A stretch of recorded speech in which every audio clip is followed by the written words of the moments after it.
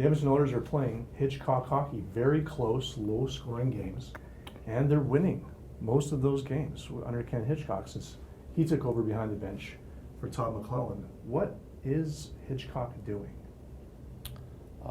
He is a different messenger, and the message is more responsibility, I think. And he's harped on that, playing for one another is theme since he got here. And I think so far it's resonated with the players, and winning resonates everything. If whatever he's saying and you start winning the games, then he doesn't have to talk as much because you're winning the games. I think Todd McClellan is a very good coach, and he'll be coaching in the league next year, I think. I'm not sure where, but he'll be coaching somewhere. But Hitchcock's coached 1,500 games, and only two goalie coaches, or rather two head coaches, have more wins than him, Scotty Bowman and Joel Quenneville. So he has the backstory, as he likes to talk about other players. He's won a Stanley Cup, and what he says usually is the right thing. And the players I think they just wanted to go to the rink and knowing that they would win some games. And when they won some games early, I think whatever Ken was saying hit home. And if they suddenly lost the first three games that Ken coached, they'd say, okay, we changed our coach and now we're still losing. So what's the story here? But they won, and now whatever Ken says, the players say, yeah, fine, whatever you want to say is good for us. I think the thing with Ken Hitchcock, and obviously Jim would know more of that, he's known Ken Hitchcock for so long, is that it's almost mesmerizing when he talks about hockey, because when he talks to you about hockey, when he talks to a player or he talks to us and he talks to anybody about hockey, he'll talk to anybody about hockey if you ask him about it. It's just his passion for the game and his knowledge of the game. I don't think there's anyone out there that knows more about the game than Ken Hitchcock, to be honest with you. Like, just the way he studies it, and I guess someone called him a hockey savant, which is perfect for him, because he knows everything dating back to the 40s and 50s and 60s, the way the guys played back then.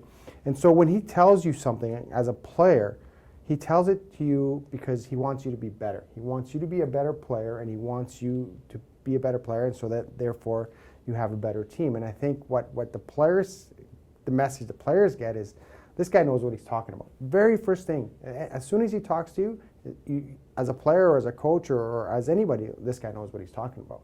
So if he's telling me something, then I should probably listen and do it. And he's a guy that's a straight shooter. He'll tell you what's wrong. He'll tell you what you're doing wrong and what you have to do to get better. And I think that's resonating right now with the Oilers. And I think that's resonating with them. And then he's a guy that pays attention to the details. It's the details in the game that are going to be the difference between winning by a goal and losing by a goal.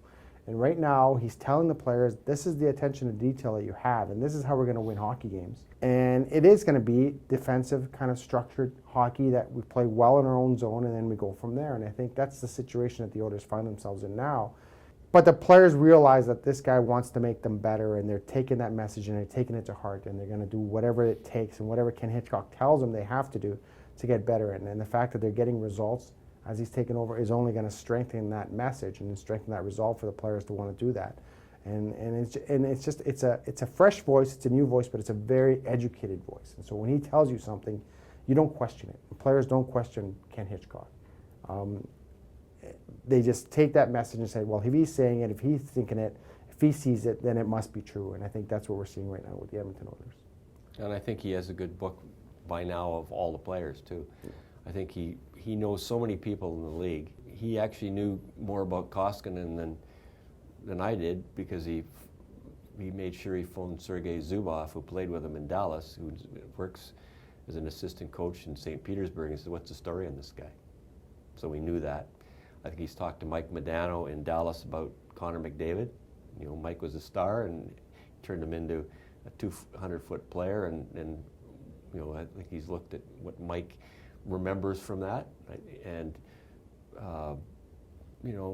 anybody, his friend is Don Hay. He talked to Don Hay about Milan Lucic, what do you remember about him playing junior, and Milan says he's playing more now like he did when he was in junior, just a big body, hard on checkers and such. Yeah, I think the fact that Ken Hitchcock is unshackled here. He's not coaching for a job. He's not coaching for next year. He's come out of retirement to help out a friend in Peter Chiarelli, to help out a friend in Bob Nicholson, to try and get this team into the playoffs.